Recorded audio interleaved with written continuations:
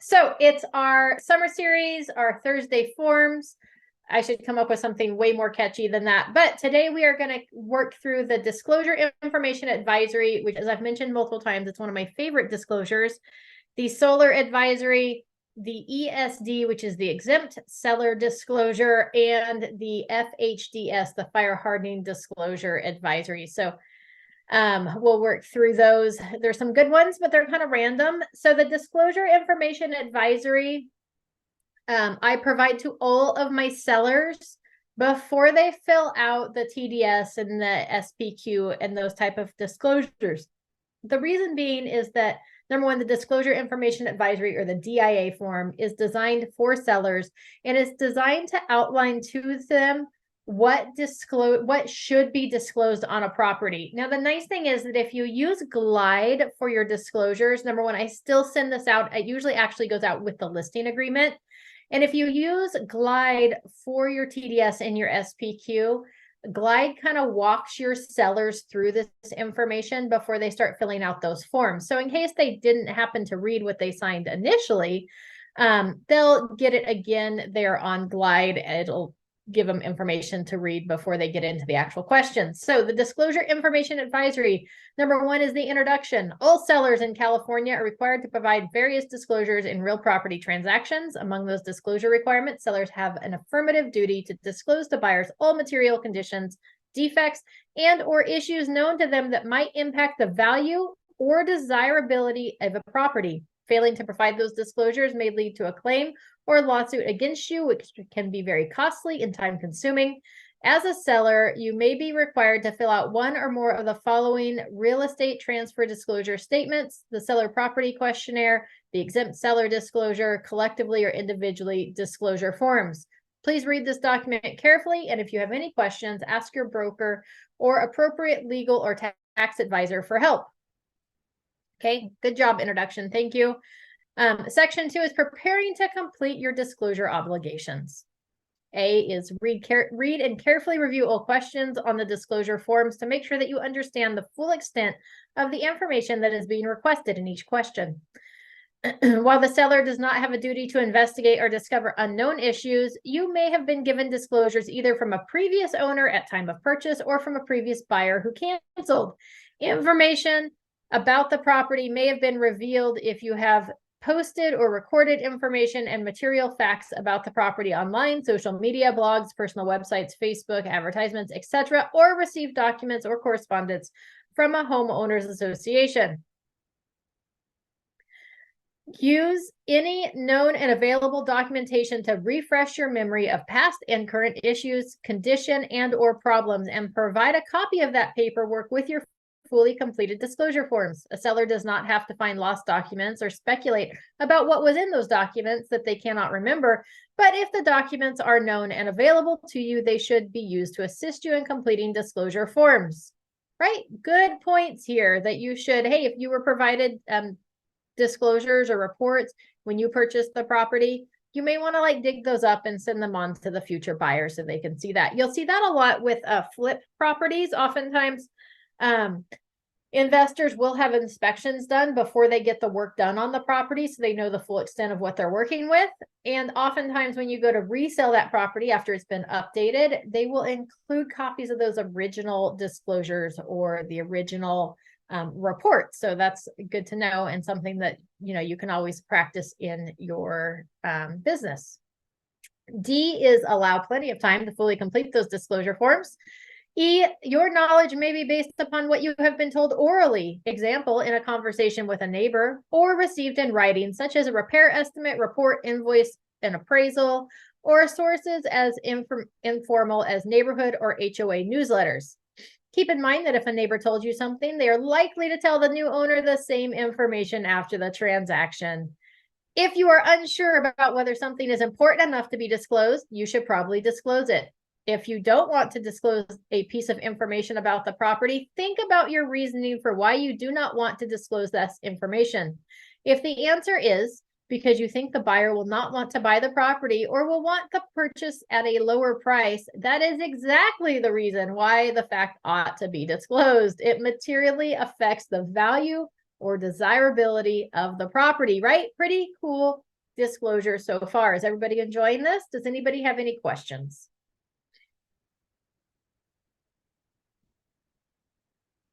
Yeah.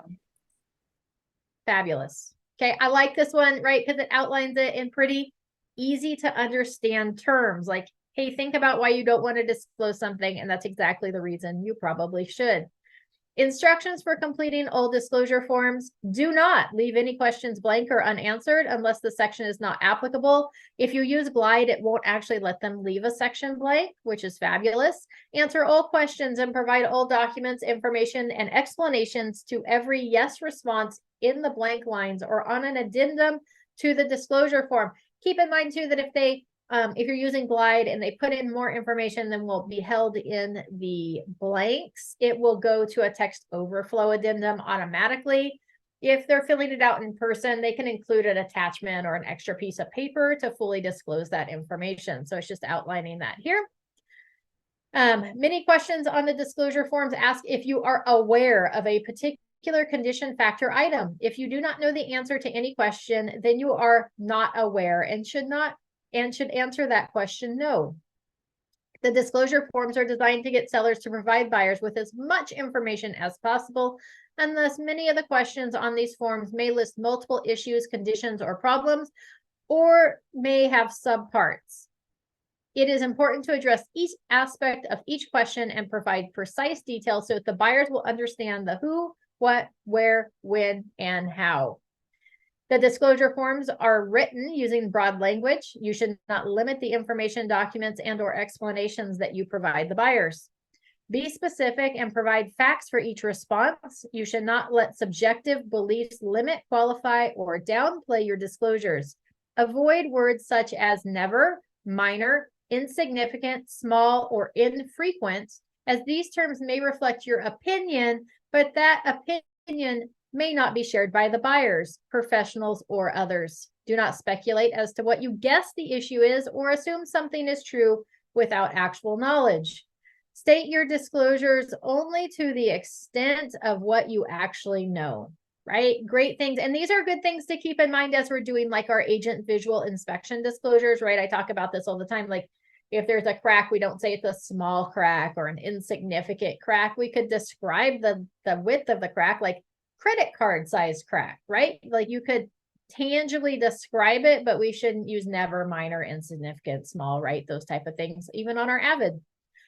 F is consider all issues, conditions, or problems that may impact your property, even those that are not necessarily on your property, but are related to a neighbor's property, such as shared fences, lot line debates, or exist in the neighborhood, such as noise, smells, disputes with the neighbors, or other nuisances.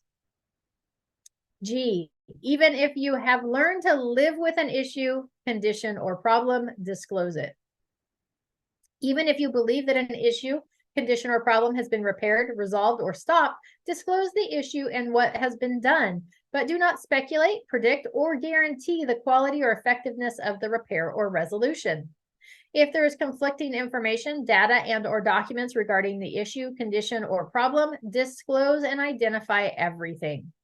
Do not assume that you know the answer to all questions. For example, unless you personally obtained or received copies of permits, do not assume that anyone who did work on the property obtained permits.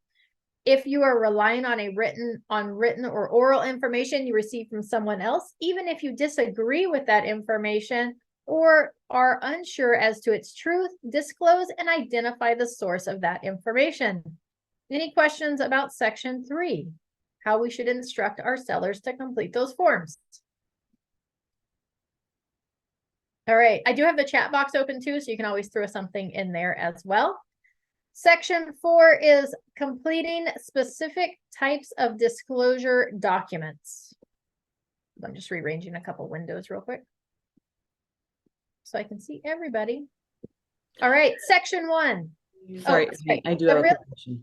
So if we know, so we should tell our sellers we should ask them, okay, who did these repairs? Let's say they're like, oh, I flipped my bathroom. Like I have a seller right now that like he's super handy. He does everything. So he made a carport. He made all these things. So he should put in, carport added 2000, whatever, done by owner? Like, do we have to put not licensed contractor? Like, So yeah, I would just disclose that it was completed by the owner. okay, so done. Yep. Or if you have, if it was done by a licensed contractor, like providing that information, also super helpful. Okay, thank Yep. you. Absolutely. All right, the real estate transfer disclosure statement, the TDS. Section 1 allows for sellers to incorporate and provide reports and disclosures that relate to the information requested in that disclosure form. Providing these substitute disclosures does not eliminate your responsibility from fully and completely disclose all information known to you that is requested in the TDS. For the TDS to be complete, one of 3 boxes provided in section 1 must be checked. If no substitute disclosures are provided, sellers should check the box that indicates no substitute disclosures for this transfer. Keep in mind too that if the seller marks no substitute disclosures for this transfer, they can still include copies of past inspections and reports. So either way, they can still do it. It's just whether we're noting that they're part of the transaction on the TDS or not. So that's section 1. Section 2A asks you to check a series of boxes to indicate what appliances, fixtures, and other items exist on the property and ask whether any of those existing items are not in operating condition, a term which is not defined. Consider whether, hold on, my phone's making noises. Consider whether the checked appliances, fixtures, and items fully function as if they were new, and if not, disclose any issues, limitations, or problems. The TDS is not a contract, and it does not control which items must remain with the property after the close of escrow if the purchase agreement determines which items must remain. However, you should be careful not to represent an amenity that the property does not have. So do not assume that feature is there. For example, a sewer or a central air conditioning, and only check the box if you know that it is part of the property. Section 2B asks if you are aware of any significant defects, malfunctions in certain identified areas of the property. There is no definition for significant defects or malfunctions. Do not assume this terminology places any limits on what you need to disclose. If you check any of the boxes, please provide as much information as possible regarding the issues, conditions, or problems that you know about in the checked areas. Section 2C asks 16 questions regarding the property and surrounding areas. These questions are written very broadly and contain multiple issues, conditions, and or problems. Make sure that you respond as to each issue, condition, or problem. If you respond yes to any question, you should provide as much information as possible about the issue. If you are answering these questions no because of lack of familiarity with the property or the topic of any question, then you can explain the reasons, such as you have not seen the property in a long time or at all. This may help the buyers to understand that your no answer reflects a lack of awareness of the item, not that you are representing that the problem or condition does not exist. We see this a lot in properties that are tenant occupied or that were investment properties. We're still oftentimes required to provide the disclosures. However, oftentimes our sellers don't have much information about the property because they haven't been living there the past few years. So it's okay for your sellers to write on there, as it said here, like that you haven't occupied the property in some time. It's okay to disclose that, and you should. Question 16 in section 2C refers to various code sections which are part of law concerning construction defects that is widely known as SB 800 or Title 7. This law, Civil Code sections 895 through 945.5, applies to residential real properties built by a builder and sold for the first time on or after January 1st, 2003. If you have any questions about the applicability of the property or any of the laws referenced in question 16, or how you should answer this question, your listing agent recommends that you consult with a qualified real estate attorney for advice. Your listing agent cannot and will not give you legal advice on these matters. We are not able to do that. And you should probably have a relationship with a qualified real estate attorney, so that if somebody asks for a referral, you have a couple qualified real estate attorneys that you can refer to your clients. Okay, remember, anytime we refer people to our clients, we should probably refer at least 3 options to them. Any questions about the disclosures required on the real estate transfer disclosure? Top section of section 4 here. All right, the seller property questionnaire is the other big disclosure that gets done as part of the real estate transaction. The car residential purchase agreement requires sellers complete a SPQ for any transaction that requires a TDS, because the TDS does not include questions regarding everything that sellers need to disclose to buyers. One example of a question not covered on the TDS but is on the SPQ is whether there has been a death in the property in the last 3 years. Civil Code Section 1710.2. Another example is the requirement that the sellers of single-family residences built prior to January 1st, 1994, and other properties built before that date must disclose if the property has any non-compliant plumbing fixtures. Civil Code Sections 1101.4 and 1101.5. This includes any toilet that uses more than 1.6 gallons per flush, any shower head that has a flow capacity of more than 2.5 gallons per minute, and any interior faucet that emits more than 2.2 gallons per minute. The SPQ should be used in conjunction with the TDS to help the seller carry out the obligation to disclose known material facts and defects affecting the value or desirability of the property. One of these questions on the SPQ and ESD, see the next section, addresses the seller's obligation to provide the buyers any relevant documents, including reports, whether past or current, in the seller's possession. Okay, so that's the seller property questionnaire in a nutshell. The next disclosure, which we're going to go over today, is the exempt seller disclosure, or the ESD.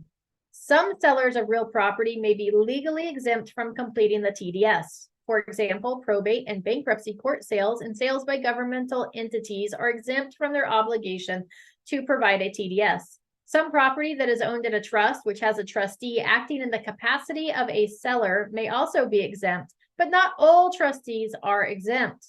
If a qualified real estate attorney has advised you that you are exempt from completing the TDS, then you may choose not to complete that form or any supplement to the TDS, but you still may be required to complete the ESD. Being exempt from completing certain disclosure forms does not completely eliminate those disclosure obligations that apply to all sellers under federal, state, and local laws, ordinances, and other regulations, or by contractual agreement with the buyer.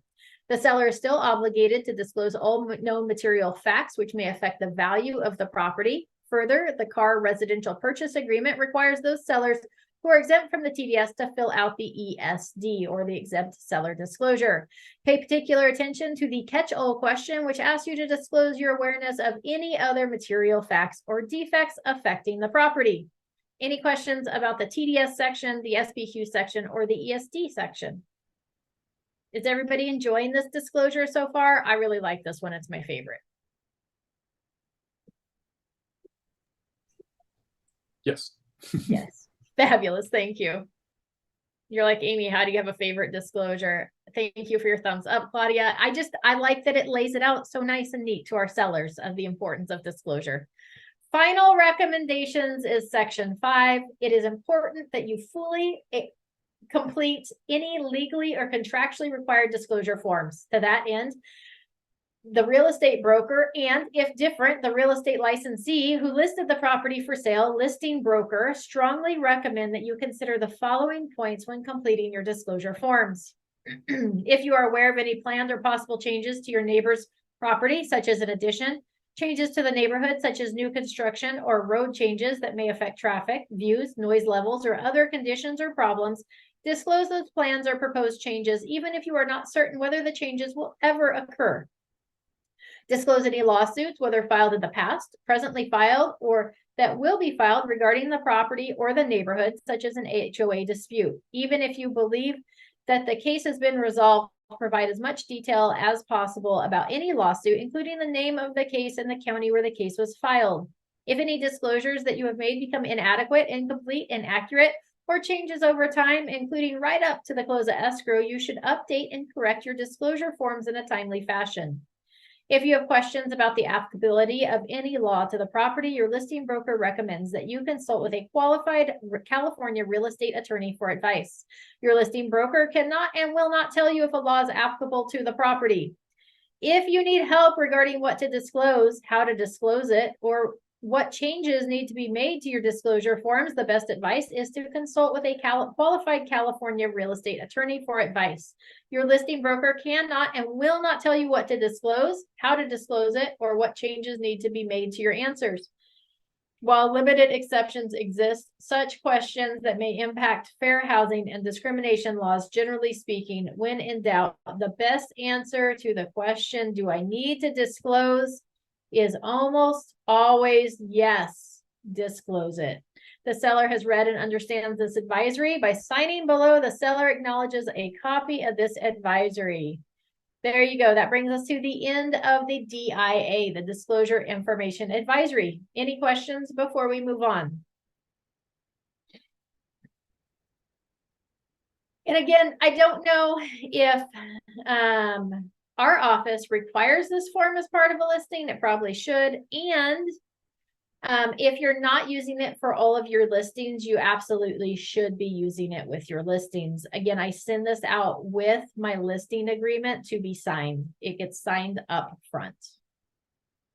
Okay, please don't have your sellers sign this after they complete the TDS and SPQ, because that would be counterproductive. So this is not included in the residential listing agreement package. It is not. It is not. It should be, but it's not. Okay. All right. We're going to move right along to the next disclosure, which is our exempt seller disclosure. Garrison, did you have a question? Yes, I'm so sorry. What was the last form, the one that you said that we needed to have them sign first? I didn't get the name. Oh, that last form that we covered was the DIA, the Disclosure Information Advisory. Right here at the bottom. Perfect. Thank you. DIA. Appreciate it. Yep. Thank you. No problem. All right, next one is the exempt seller disclosure. This is going to be used by sellers who are exempt from completing a TDS or for any seller who does not provide a SPQ. This is CAR form ESD. This was revised recently. The seller makes the following disclosures with regard to a real property or manufactured home described as, property address goes in there, situated in city, county goes here. And then the zip code, and then you would also put the parcel number in there as well. Okay, so make sure all that information is in there. This form can be filled out using Glide. I've mentioned that a couple times. We probably should do another training on Glide, but this can be completed using Glide, and I highly recommend doing that. If remember, anytime we have a residential property with 4 or less units, 1 to 4 units, we are required to provide that TDS, except for our exempt sellers that would then complete the ESD. And so if it is a duplex, triplex, or fourplex, we would do an ESD for each unit, right? Or for all units, right? So if we would do all units, we leave it defaulted here. So we would check this box, this property is a duplex, triplex, or fourplex. An ESD is required for all units. The ESD is for all units, or you could do them individually. Okay. So that's if you have more than a single family residence. 1A is under California law. Most sellers of real property containing 1 to 4 residential units are required to provide prospective buyers with a completed real estate transfer disclosure statement. Certain sellers are exempt from completing the TDS, but not exempt from making other disclosures. Sellers who are not legally required to complete a TDS can use this form to make other required disclosures, including the disclosure of material facts for which they are aware. Under Civil Code 1101.4 and 1101.5, non-compliant plumbing fixtures and any single family or multi-family residential real property built before January 1st, 1994 shall be replaced by the property owner with water conserving plumbing fixtures. Keep in mind, this is not a point of sale requirement. It's not, oh, before we sell this property, we have to make sure they're all water conserving plumbing fixtures. But if you replace any fixtures in your home, you are required to replace them with water conserving plumbing fixtures. The state of California makes that really easy for you in that they won't actually sell any non-compliant plumbing fixtures in the state of California. So anything that you walk in and buy, or that you try to buy online, is a water conserving plumbing fixture. They won't ship them to the state of California if they are not. Okay. So if they've had fixtures replaced, they probably are. If it's original fixtures to the home and the home was built before 1994, then they're probably not water conserving plumbing fixtures.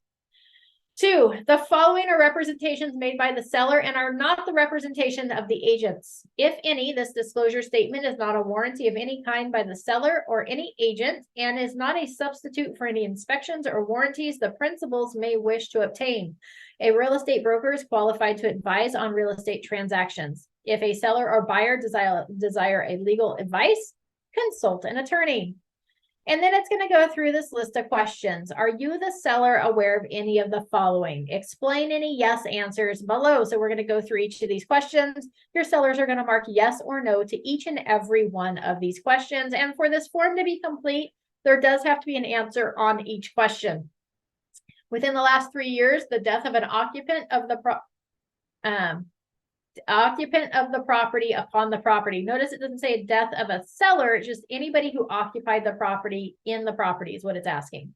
An order from a governmental health official identifying the property as being contaminated by methamphetamine. If yes, attach a copy of the order. The release of an illegal controlled substance on or beneath the property, whether the property is located in or adjacent to an industrial use zone, in general, a zone district allowing manufacturing, commercial, or airport uses, whether the property is affected by a nuisance created by an industrial use zone, whether the property is located within 1 mile of a former federal or state ordinance location, in general, an area once used for military training purposes that may contain potentially explosive munitions, whether the property is a condominium or located in a planned unit development or other common interest subdivision, insurance claims affecting the property within the past 5 years, matters affecting the title of the property, plumbing fixtures on the property that are non-compliant plumbing fixtures as defined by Civil Code 1101.3, any other material facts affecting the property or material documents in the seller's possession affecting the property not otherwise disclosed to the buyer. And then here we have the explanation. So it gives you lines here that you would fill out as an explanation. If you notice here on my screen, all of these questions are red. Generally speaking, we open zip forms and we have things to fill out. Like up here, they're blue. They're red because I can't actually check these boxes. It has to either be printed and completed by the seller or sent out through a program like Glide, where the seller can answer those questions. You can also take this form and put it through your e-sign software, and that becomes a little confusing because all these boxes become optional. So if they can check one or the other, and then the explanation becomes optional, and they generally skip things that way. So I would not send it out through just regular e-sign. Okay.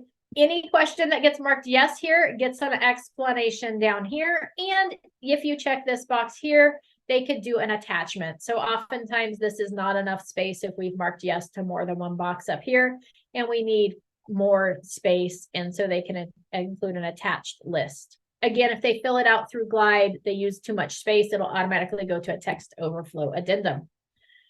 The seller represents that the information herein is true and correct to the best of the seller's knowledge and as of the date signed by the seller. Seller hereby authorizes any agent representing the principal, any principal in this transaction to provide a copy of this statement to any person or entity in connection with any actual or anticipated sale of the property. Seller signs here. Once the buyer and you're in contract, then by signing below, buyer acknowledges buyer has received, read, and understands this exempt seller disclosure form. Any questions about the ESD form, the exempt seller disclosure? I believe at the top of the TDS, let's look at it real quick.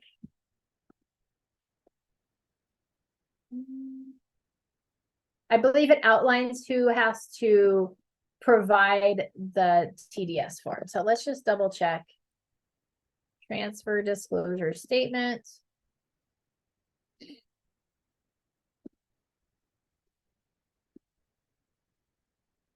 All right. Substitute disclosures.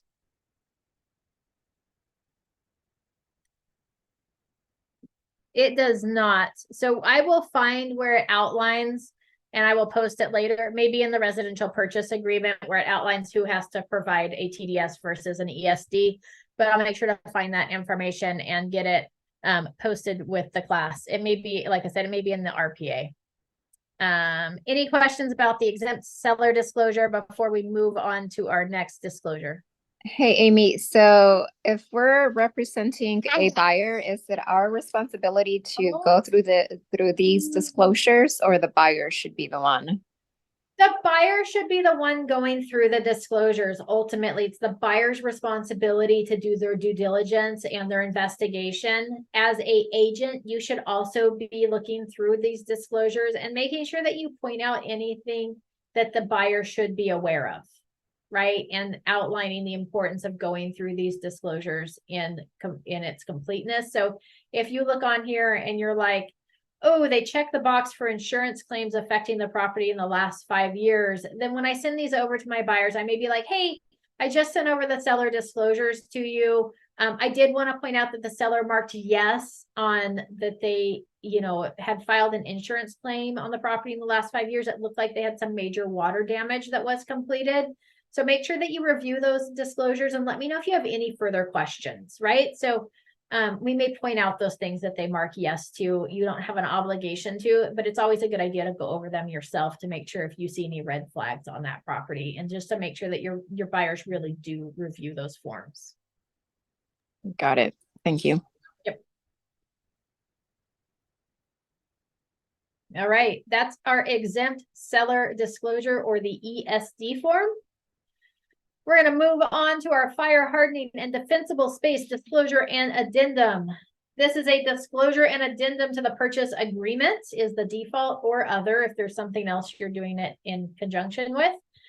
Dated blank. So remember, this date on the purchase agreement is going to be the date on the first page of the RPA on the upper left-hand side, the printed date. Any form that doesn't have a date printed on the top of the page, if you were referencing the date here, it would be the date that it was signed by the initiating party. Okay. Make sure you have the full and complete address here. I haven't mentioned this yet today, so I'll remind you that it should have the suffix of the street, right? Or the address. So if it's 123 Sample Street, make sure to put that versus court or drive or road or parkway, because there could be two addresses with different endings in the same city. So you wouldn't just want to put 123 Sample. You want to make sure to put that street, court, whatever. Make sure you put the buyer's names and the seller's names here. If you're filling this out ahead of time, like you should, if you're a good listing agent and you know the property falls in an area where this disclosure is required, you would leave the buyer's names off because there are no buyers yet. So oftentimes I have my sellers complete this disclosures before we're in contract, so we have them ready to go, and you would just leave that blank, but make sure to put the seller's names in there. One is law applicability. If this property does not meet the conditions stated in paragraph 1A or 1B, there is no requirement to complete the subsequent applicable paragraphs. Okay. Home fire hardening disclosure. The notice and disclosure of vulnerabilities in paragraph 2 are only required of sellers of residential properties if the property contains 1 to 4 units. So 5 units, this form is not required. The seller is required to complete a real estate transfer disclosure statement. So if we are an exempt seller, this form is not required. The property is located in either a high or very high fire hazard severity zone, and the improvements to the property were constructed before January 1st, 2010. If any of these 4 conditions is not met, the seller does not have to answer the questions in paragraph 2B. Okay, so the property has to be 1 to 4 units. The seller has to be required to complete a real estate transfer disclosure statement. The property has to be in a high or very high fire hazard zone, and the property was constructed prior to January 1st, 2010. Okay, all 4 of those have to be there. Dispensable space compliance. The disclosures and requirements specified in paragraph 3 are only required for the sellers of residential properties if the property contains 1 to 4 units, the seller is required to complete a real estate transfer disclosure statement, and the property is located in either high or very high fire hazard severity zone. If any of these 3 conditions is not met, paragraph 3 does not have to be completed. So section 2 is only for properties built before 2010. Section 3 is for any single family or any residential properties with 1 to 4 units. The seller has to complete a real estate transfer disclosure, a TDS, and it's in a high or very high fire hazard zone. Then you have to complete section 3. Okay, fire hazard severity zone status. It may be possible to determine if a property is in a high or very high fire hazard severity zone by consulting with a NHD zone disclosure company or reviewing the company's report. This information may also be available through a local agency where this information should have been filed. CAL FIRE has a fire hazard severity zone viewer where you can input the property address to determine which fire hazard zone, if any, the property is located in. A link to the viewer can be found on CAL FIRE's website at fire.ca.gov/DS, or it's D space. Okay, keep in mind too that on berries, if you're on the map search, you can go to layers, you can go to natural hazards, and you can display the fire hazard severity zones on that map. So you can look at it on berries as well. Okay, so if we meet all the conditions for section A, 1 to 4 units, they must complete the TDS. It's in a high or very high fire hazard zone, and it was built before 2010, then we complete this section here, fire hardening disclosure. Paragraph 2B is only required to be completed if all 4 conditions in 1A are met. The fire hardening statutory notice. This home is located in a high or very high fire hazard severity zone, and this home was built before the implementation of the wildfire urban interface building codes, which need help to fire harden a home to better protect your home from wildfire. You might need to consider improvements. Information on the fire hardening, including current building standards and information on a minimum annual vegetation management standards to protect homes from wildfires, can be obtained on the internet website, and it's readyforwildfire.org. B, fire hardening vulnerabilities. Are you, the seller, aware of any of the following features that may make the home vulnerable to wildfire and flying embers? Eave, soffit, and roof ventilation where the vents have openings in excess of 1/8 of an inch or are not flame or ember resistant. Roof coverings made of untreated wood shingles or shakes. Combustible landscaping or other materials within 5 feet of the home or under the footprint of any attached deck. Single pane or non-tempered glass windows. Loose or missing bird stopping or roof flashing. Rain gutters without metal, non-compostable gutter covers. Okay, sellers need to answer all those questions. Any questions about section 2?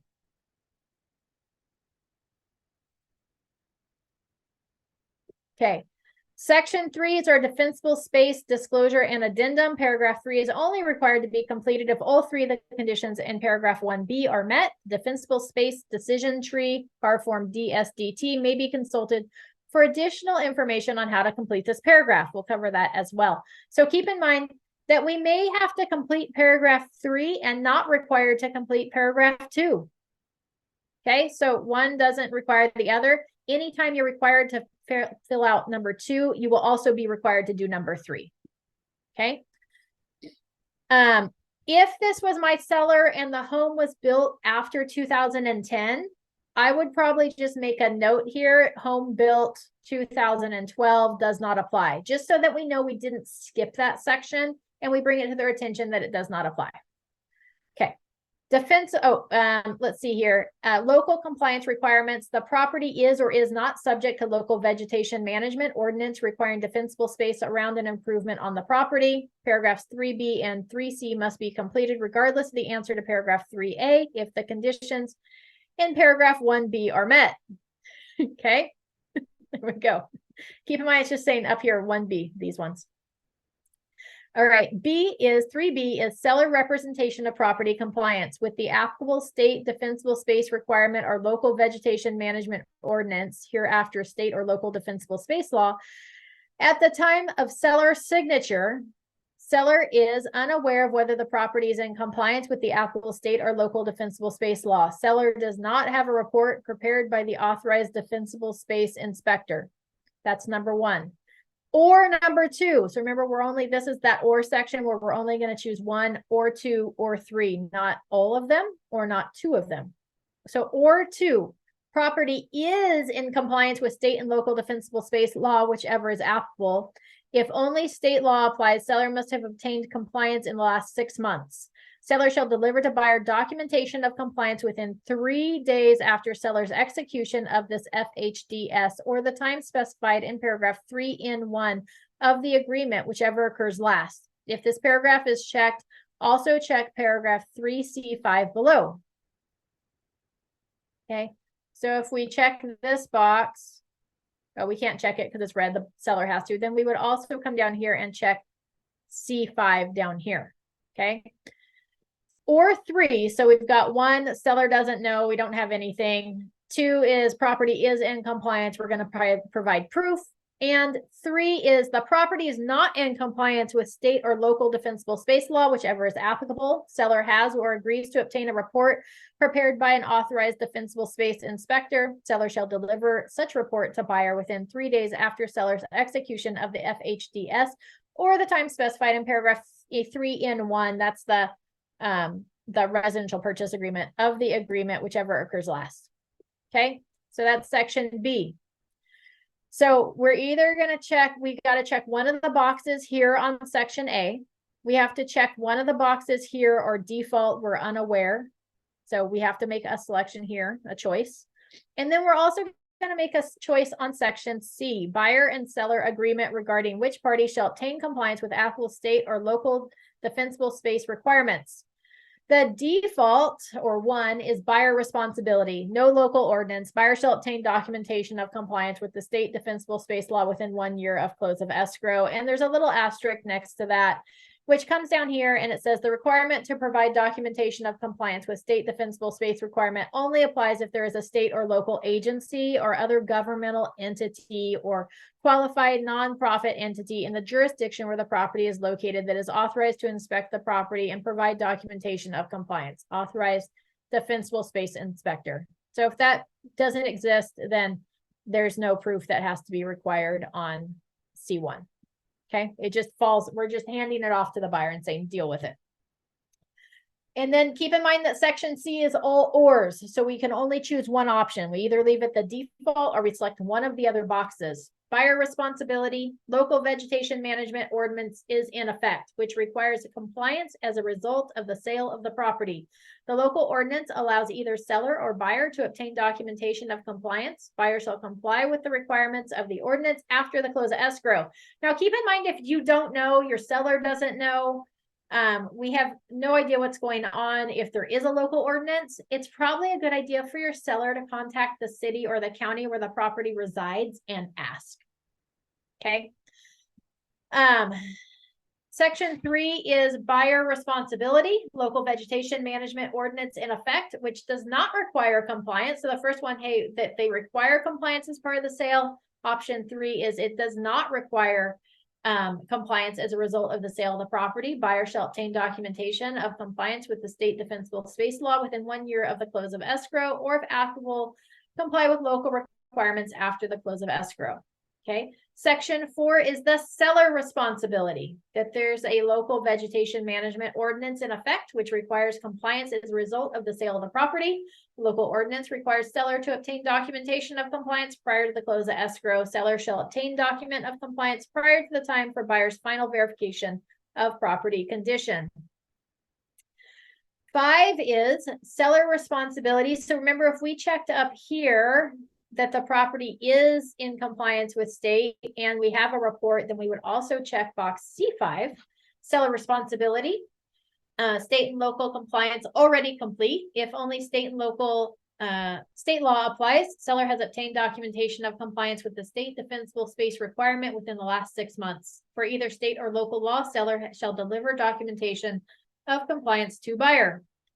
Or we have option 6. Seller responsibility, agreement to obtain compliance. Seller shall obtain documentation of compliance and deliver to buyer in the prior to the time for buyer's final verification of condition. D, the local agency for which the copy of the document in paragraph 3B2, 3B3, 3C4, 3C5, and 3C6 is applicable may be obtained is blank, which may be contacted at blank. So they would need to fill in who the controlling agency is, and how to contact them. Any questions about section 3?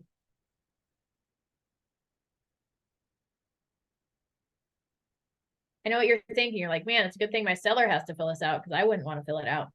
All right, section 4 is final inspection report disclosure. Seller has obtained a final inspection report addressing the compliance with home fire hardening and defensible space requirements as described in Government Code 51182. Seller has a copy of the report and is attached, or seller does not have a copy of the report and buyer may obtain a copy at blank. Okay, seller represents that the seller has provided answers to questions in paragraphs 2B, 3B on this form on seller's awareness and the date seller's signature. Seller acknowledges receipt of the fire hardening and defensible space disclosure and addendum and agrees to all applicable terms in paragraph 3C. Seller signs there, buyer acknowledges receipt of the fire hardening and defensible space disclosure and addendum and agrees to the applicable terms in paragraph 3C. Whew, so much information in there. Any questions about that form? There are 2 forms that address the fires in the area, the fire hardening and defensible space disclosure and addendum, which only requires, again, to those that meet the criteria in section 1A or B, right? And there's also a fire hazard advisory. This is the fire hardening. There's the fire hardening advisory or fire hazard advisory, which I do include with all of my transactions. This one I only apply if it applies to the property, but there is another one that just talks about the property, and if it's in, it just talks about the fact that there's fire hazards. Hold on, fire. The wildfire disaster advisory is the other one. And it just talks about the fact that, hey, we live in an area where there's fires. You should be aware of that. Please know any requirements that are available to you. And also you should probably look into insurance costs because it may vary since we're in an area of wildfires. That one I include with all of my transactions. Every single transaction gets that advisory. Okay. The form that was referenced up here, it talked about on section 3 that you can use the DSDT form, which is attached to the FHDS form, and that's the defensible space decision tree. The purpose of this form is to help a seller complete paragraph 3 of the CAR form FHDS. Paragraph 3 of the FHDS is only required. It goes through those requirements that we've already talked about. If any step of the DSDT below instructs the seller to then sign form, no further questions should be answered. So step 1 is the property located in an area where the city or county, a local city or county vegetation management ordinance requiring defensible space around the property applies. If yes, check is in box 3A, and if no, check is not box in 3A and go on to step 4. Oh, and then this one was you'd go on to step 2, right? So it walks you through that. If seller does not know, see the next column and find out. Additional information. How do you find out if your property is subject to the local defensible space law? The following sources can be helpful, but may not know for sure. Contact your local fire marshal. Contact CAL FIRE. Contact your natural hazard disclosure company rep. Okay, right? So, hey, if we don't know how to answer this question because it requires an answer, here's how to find out that information. Step 2, if yes to step 1, does the seller have a report prepared by an authorized defensible space inspector? If yes, and the report documents the property is in compliance effective on a date of sale, check paragraphs 3B2, 3C5, and then sign. And if applicable, complete 4 and then sign form. Right? It's pretty handy that it walks them through how to answer these questions.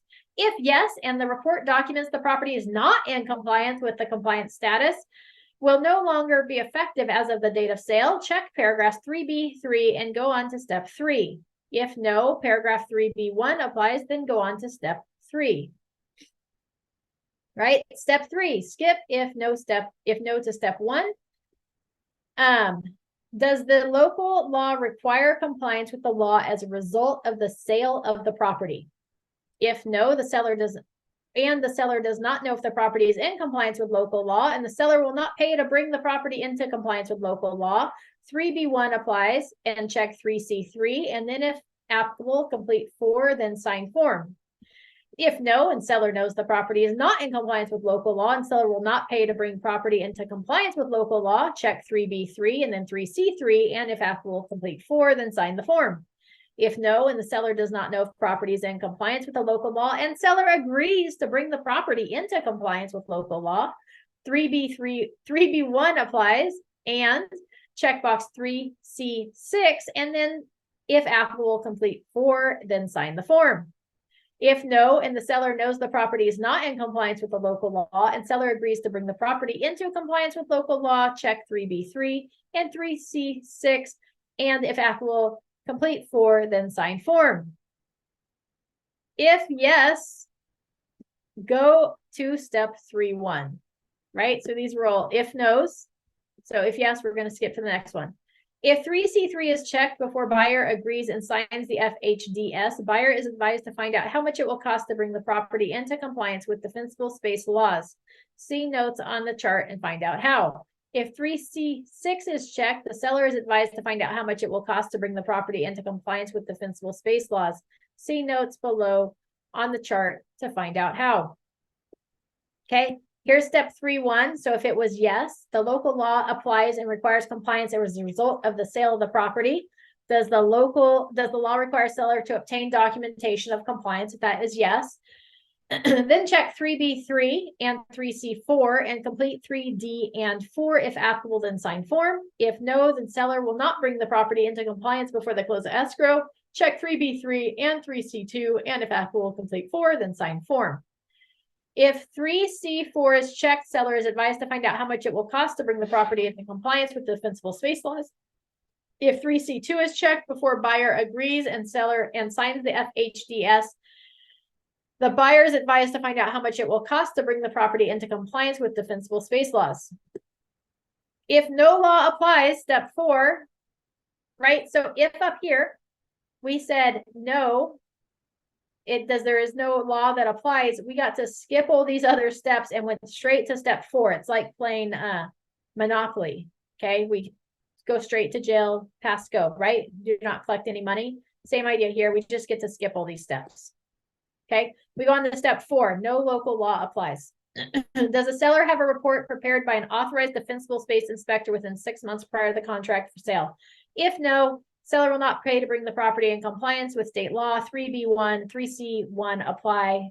And if applicable, complete 4, then sign form. If no, and seller will agree to bring the property into compliance with state law, 3B1 applies and check 3C6.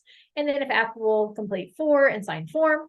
If yes, and the report documents the property is in compliance with the state law, check paragraphs 3B2, 3C5, and complete 3D. And if applicable, complete 4. Then sign the form. And if yes, and the report documents the property is not in compliance with state law, check 3B3 and go to step 4.1, right? And then over here in our additional information, if 3C6 is checked, seller is advised to find out, right? It's just saying that, hey, in both of these, if the seller's agreeing to pay for it, they should know how much that's going to cost or be willing to pay that. And if it states that the buyer is going to pay for it, the buyer should know up front. So that's just that information over there in that column. 4.1, no local law applies to the property and the property is not in compliance with state defensible space requirements.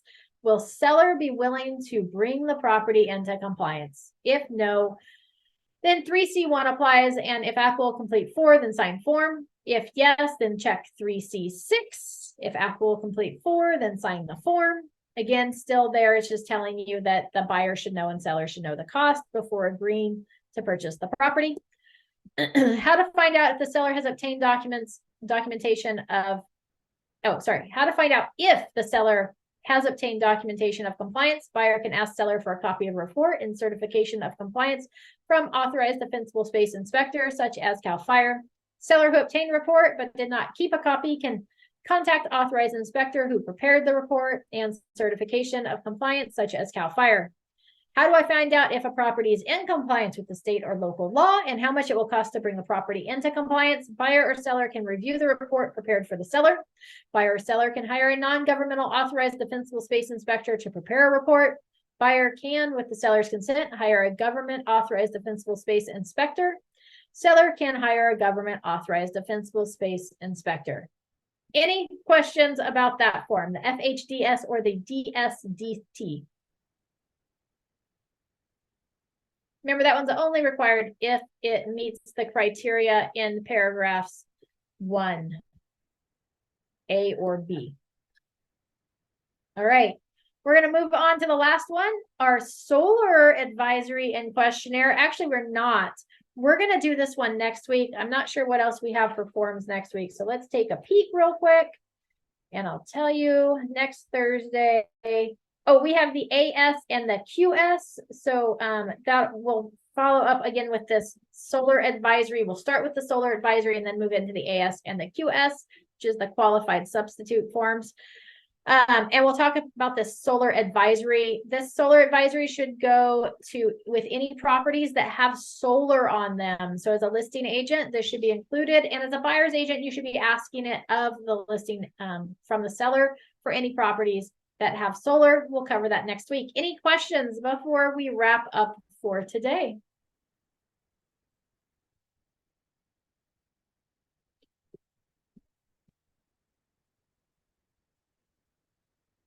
No, everybody's good? No, thank you. Fabulous. I'm going to look up where it talks about the disclosures real quick. It says it's in here already. Hi. Okay. To see if it's in the residential purchase agreement. Oops. No. Come on, you can do it all the way up. All right. Because I want to see where it stipulates it. I know it says somewhere in some disclosure or document. So let's look. Fair housing. My computer's, there we go. I was like, it's not moving. All right, so we get in here. We're going to come down to the contingency where it talks about the seller disclosures, HOA fees, private transfer. Oh, I skipped it. A seller delivery of documents, 14A. That's where we're going to start. 12, 13, 14, buyer review, seller right to cancel, buyer right to cancel. No, I think it's going to be before that. Title investing.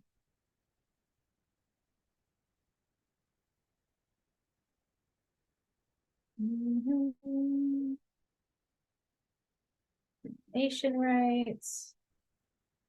Lead. Oh, here we go. All right, let's see. Statutory and other disclosures, including your lead-based paint hazard and disclosure, section 11, the TDS. Seller shall, within the time specified in 3N1, deliver to buyer unless exempt, fully completed disclosures or notices required by 1102 and 1103 of the Civil Code. Statutory disclosures. Statutory disclosures include, but are not limited to, your real estate transfer disclosure statement, natural hazard disclosure statement, notice or knowledge of release of legal controlled substances, the notice of special tax assessments. Let's see here.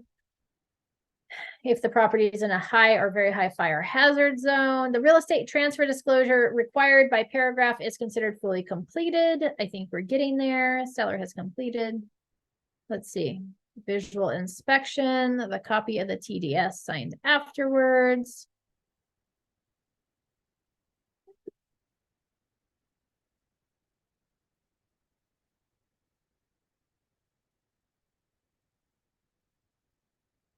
Nope.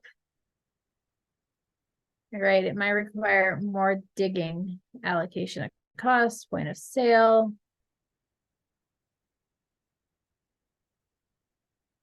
Leased or lien systems, items included.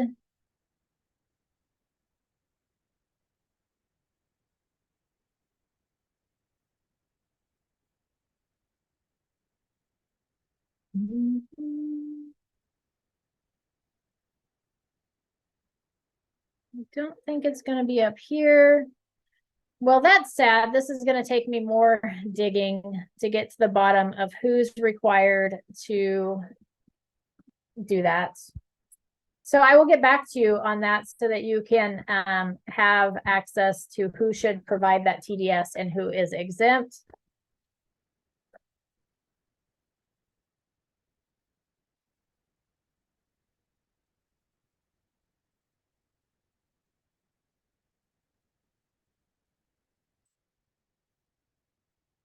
All right. Anyways, I'm going to spend a couple minutes looking at this. If you guys want to hang out, you're welcome to do that. Otherwise, you guys are welcome to go on and I will let you know.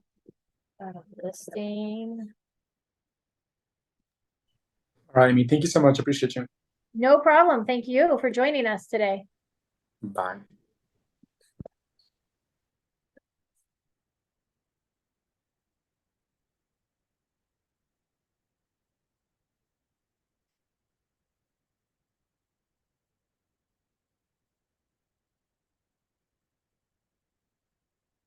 I know that you guys are all just hanging out, waiting to see how long it takes me to find it. It was on the previously it was on the transfer disclosure statement, but let's look here. General duties, statutory duties.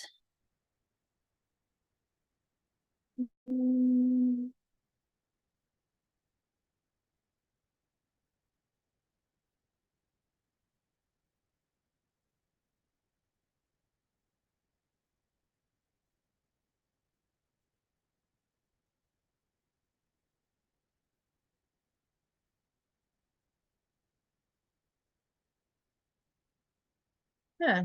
I wonder if they took it out. It should be in there. It's the following.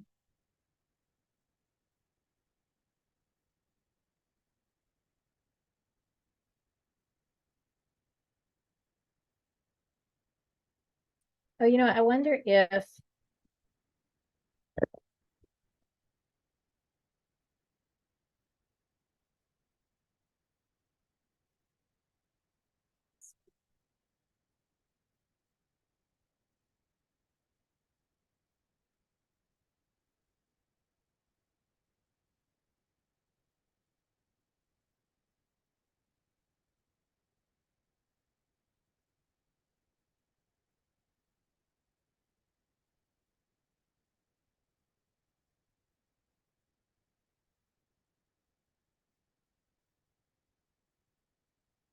nope. All right. I'm gonna have to do some more digging to see where they've now hidden it. They've moved it. So anyways, thank you for joining me today. We will be back on Tuesday. Oh, I didn't mention to log your attendance. And all that's left is Claudia. I'm sorry, Abby, my error. We're back on Tuesday covering